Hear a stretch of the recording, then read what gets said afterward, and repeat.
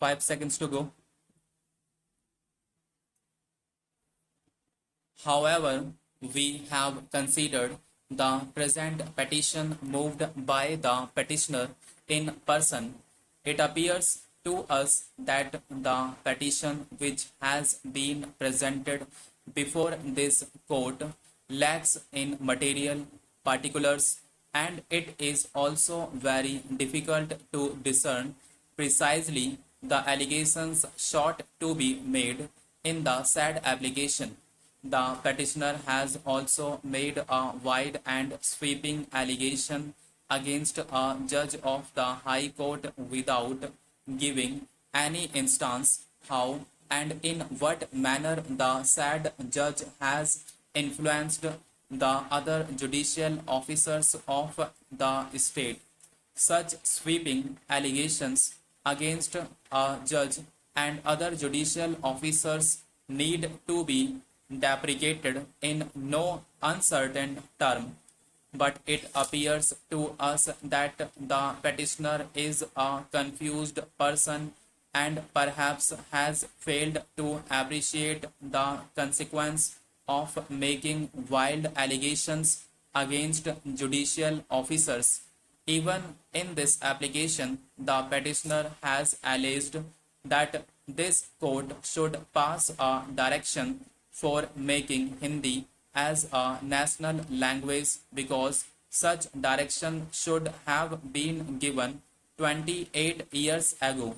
He has also contended that he should be compensated for the loss alleged to have been suffered by him without indicating how and in what manner he has suffered losses. He has also alleged that the nation should also be compensated for the loss suffered by the nation from the pockets of the concerned persons who did not care to take action against illegal and improper activities by the mill owners and some other persons. Such statements reveal utter confusion and obsessions of the petitioner. We are therefore not inclined to take any serious view of the wild allegations made against some of the members of the judiciary. We may indicate here that as a matter of fact, when these matters were taken up for hearing before another bench of this court on 12th August 1994, the said bench, with respect, rightly could not appreciate the precise relief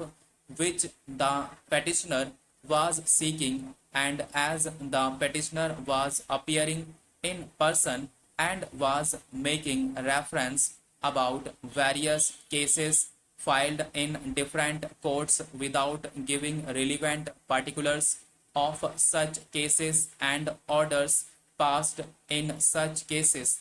Hence, the bench in its order dated 12th August 1994 indicated that it was not possible for the court to understand what were those cases and against whom the same had been filed because the copies of those orders were not available on the record. By the said order, it was directed that the Secretary, Supreme Court Legal Aid Committee would render assistance to the petitioner to project his grievance and assist the court, and the petitioner was directed to approach the Supreme Court Legal Aid Committee for that purpose.